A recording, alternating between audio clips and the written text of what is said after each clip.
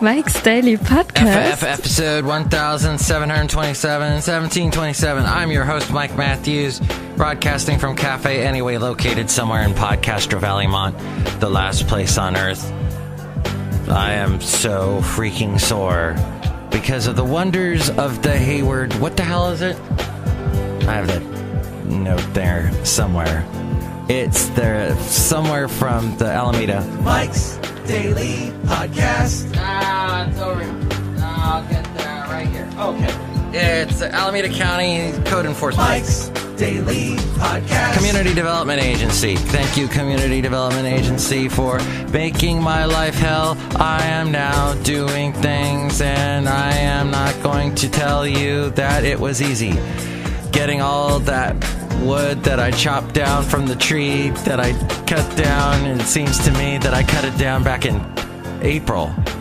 Yeah, April was when I chopped down Mike's Daily Podcast. This tree. In fact, it got us into a memories thing, remembering things.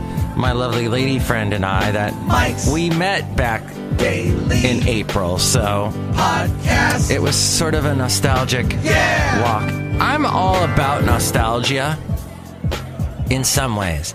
I don't believe in nostalgia with going to see concerts. Like, I will never, ever, ever go and see Hall & Oates unless the tickets are free. Because I don't understand why. What's the point? I will never, ever go see... Well, maybe I'll see Hall & Oates, but definitely never see Fleetwood Mac. Look who walked in. Even if they have Neil Finn replacing Lindsey Buckingham. Because Neil Finn, even though I love him from Crowded House, I would go see Neil Finn. But he got up there and performed I Got You, the old Split Enz song. He was with that band, and Stevie Nicks sang with him on it. And it just felt like bad, awful karaoke. Yeah, your drummer is McFleetwood, but look at all these people walked in. Hi, Mark. It's Benita, the rodeo queen. How y'all doing? Awesome. That's my horse, Nelly. He likes to say awesome. And also this. Oh, hi, Nelly. Look who else is here.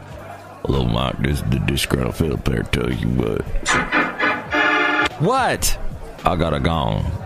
Get it on. Bang a gong. Get it on. That would be... Oh, Robert Palmer. You can't see him anymore. He's gone.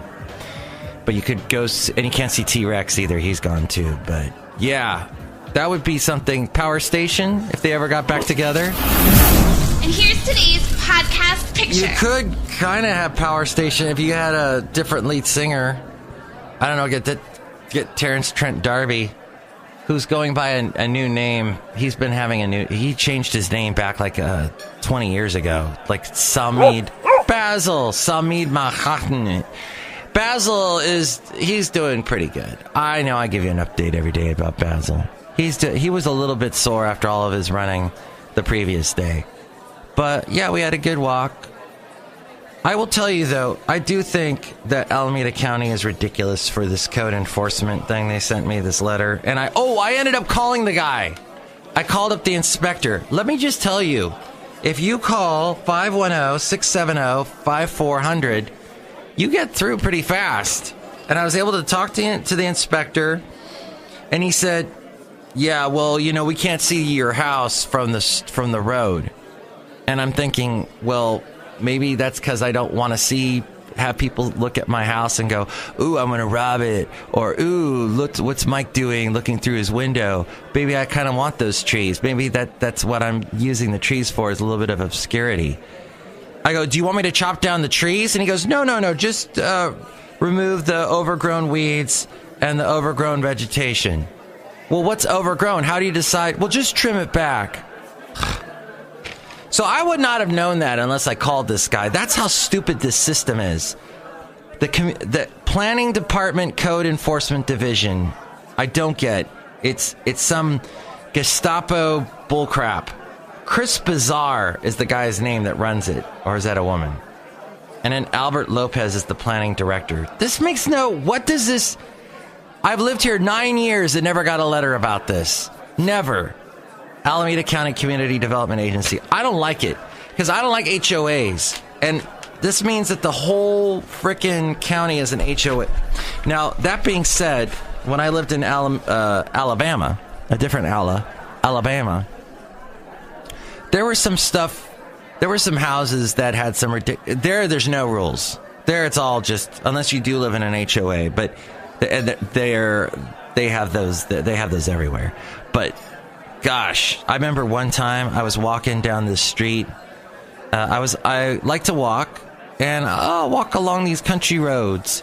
And I'm walking past this house, and I see in the front yard an old couch. Okay, it's been out and being weathered in the rain and snow for a long time. Okay, that looks nice. There's an old car. There's an old slide. Oh my God, there's a dead dog. Yeah, they had a dead dog in their front yard. That was weird. I never walked down that street again. It was I think about 3 miles from my house, and you had to walk, and those country roads are dangerous. There's no sidewalk. You basically, when a car comes, you got to walk over into the grass, and then all these bugs jump on your leg and start sucking your blood. So that was not the best experience, and I understand that you wouldn't want, dogs deserve a proper burial. They do so much for us. That's the least we can give them back. And I think that was despicable what that house was doing. At any rate, I also find despicable the Alameda County Community Development Agency, and I think they need to spend their money doing other things. Spend my money. My frickin' tax bill is huge. The property tax bill is, it's supposed to be Prop 13 and remain at a certain level, but they slap all this other stuff on. I got to pay for AC Transit.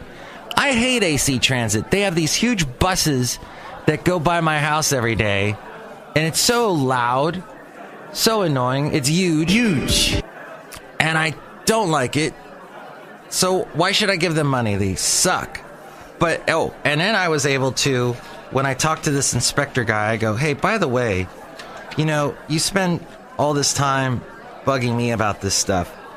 I'd like to bug you guys about the traffic on my street. It's terrible. And he goes, oh, that's a different department. I'll give you their number. And so he was very nice. He gave me their number. And I talked to a guy, and traffic department guy, and he spoke to me for quite a while, and he seemed to be helpful. So I don't know, maybe something will come of it. I asked the traffic guy, what can be done? The cars fly down my street. There's no room. There's no sidewalk. It's dangerous. I guess everywhere I live is dangerous, isn't it? That's what it seems to be the case. And he said, well, it's just part of the Bay Area. We have more people than ever now. But at the same time, we need to see what's going on. So we'll look into it, blah, blah, blah. So we'll see what he does. But at any rate, I did not say hi to this guy very quick. And I need to behave. Oh, behave. Yeah. Because look who's pouring me root beer. Hello, Mike. I make the delicious root beer. Oh, boy. I'm the Brewmaster, and I'll cut you. No way. Oh, that's nice. Just played a little piano for you. I hope you liked it. Winning. The fact is, though, thank you. Every draw on my show has a the in front of their name. Let's see. The Brewmaster. You're welcome. Wasn't that nice? I thanked him, and he said, you're welcome. We need more of that in the world, don't we? Thank you. You're welcome. It's so simple. At any point, at any rate, at any point, at its words. Where are we? Oh, yeah. So, I was listening because I work at a radio station that has some conservative talk people. And there are two talk people I am not that big fans of that are on the conservative talk station. One of them sounds like he's swallowing his lip. And the other is overly, like, he's like right on the mic. Okay, right now I'm about maybe 3 inches from the mic. This guy, excuse me, I drank a smoothie and it was with strawberries, and so the little seeds make me cough. I got the black lung, Dad. And so this guy gets right on the mic. He's right on the mic and he talks. This is what I think about this movie, and I really like it. He's so syrupy and pukey and everything I hate about radio. So yesterday, I was delighted to hear the two of them fighting on the air. They were fighting not about Brett Kavanaugh, because they both believe Brett Kavanaugh is the biggest thing to hit the world since butter. Actually, that Desi butter, that Des butter, that Des, what's it called? The Des, I can't think of the last word. That stuff that's like butter, but it's not, but it's even better. They're better than that. So, they're yelling at each other, not about Brett Kavanaugh, not about what horrible thing Trump said about Elizabeth Warren today. America elected Donald Trump. And yeah, the Russians helped. No, they didn't talk about any of that. No, they talked, in fact, about the stupid Ryan Gosling astronaut movie. Monopolizing this whole conversation. Yes. Let me show why you're wrong. Let me prove to your audience. And listen, throw it open to phone callers. My this is over. I'm tired of this. It's over. Well, it's done. You're horribly wrong. Because you're wrong. That's why you want to move on. I don't blame you. I don't blame you one bit. This is Let's just go through it. Let's take 2 seconds and go through it factually. Sure. What did Neil Armstrong plant a flag on the moon? Of course he when he did. went to the... Okay. Who was there with him? Oh, my God. Yeah. People listen to this crap. Oh. They are arguing. That's what conservative radio is all about now, is arguing about the flag scene not being put in the movie, that Ryan Gosling Jr. movie.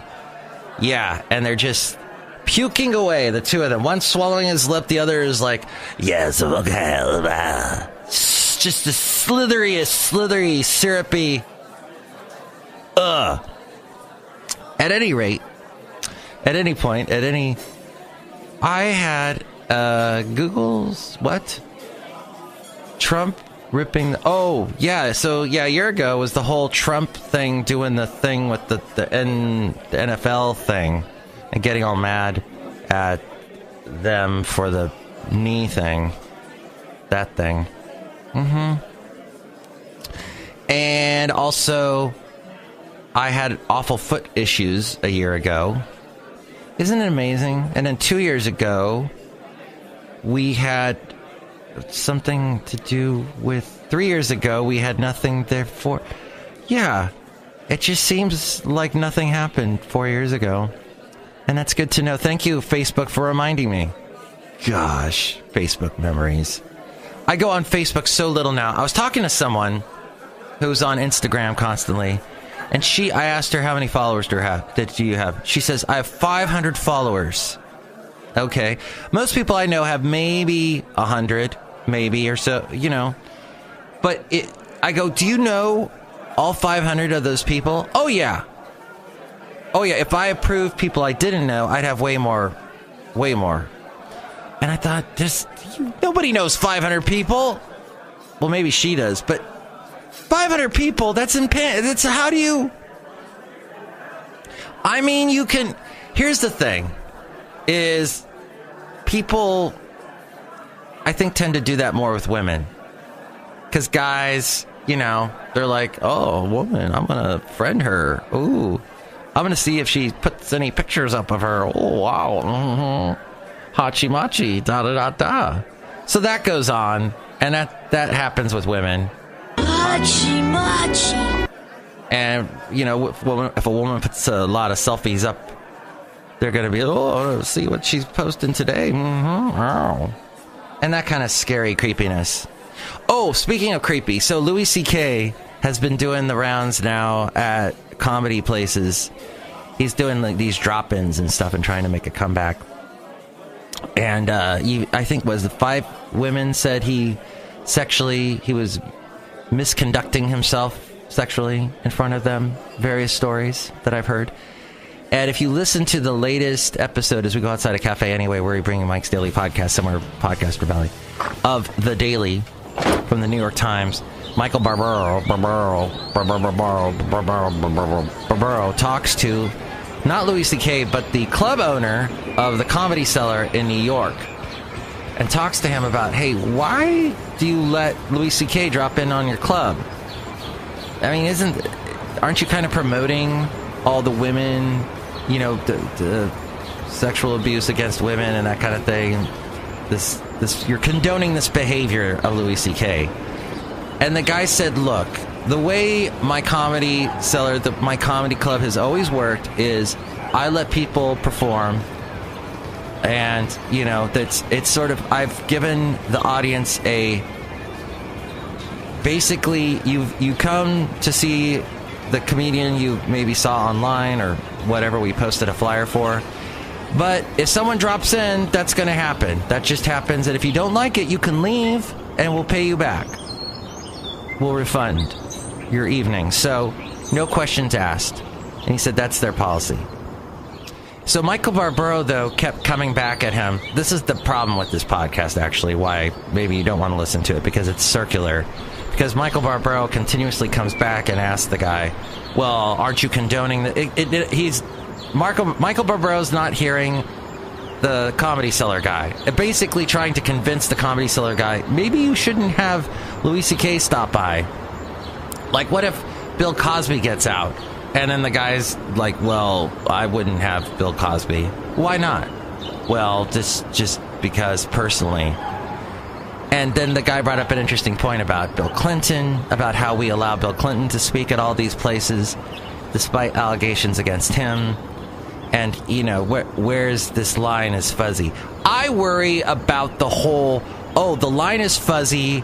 We don't, you know, what we got all this controversy. There doesn't seem to be a right or wrong in some areas. People are going, people are being unfairly accused. So let's just throw the whole baby out with the bathwater and not even worry about people that are accused. And in other words, that Brett Kavanaugh is innocent and all that. And it just, it's complicated. It will always be complicated, but there's definitely guilt involved, and there's definitely people hurt involved, and we can never lose sight of that. That's the way I look at it. But to listen to conservative talk show hosts and their syrupy syrupness and slitheriness and swallowing their lipness, they make it sound they come off sounding like they hate women, even though they put all these women collars on that agree with them. That's whatever. That's women will follow conservatives and conservative talk show hosts to the ends of the earth, no matter what they say, it seems like. Oh, and as we wrap up the show, as I lose my voice, I talked to a guy who has told me he listens to the podcast. I don't know how true that is, but he says he was telling me about his career, his life in back end. It's called back end. And damn those strawberry seeds. Back end is when there are concerts and you supply all the sound equipment and music and everything, the sound equipment, and you got to set it all up for the band. There are people that they hire for that, and this guy is one of the people that does that. It is tough work, and he's older than me, and he still does it.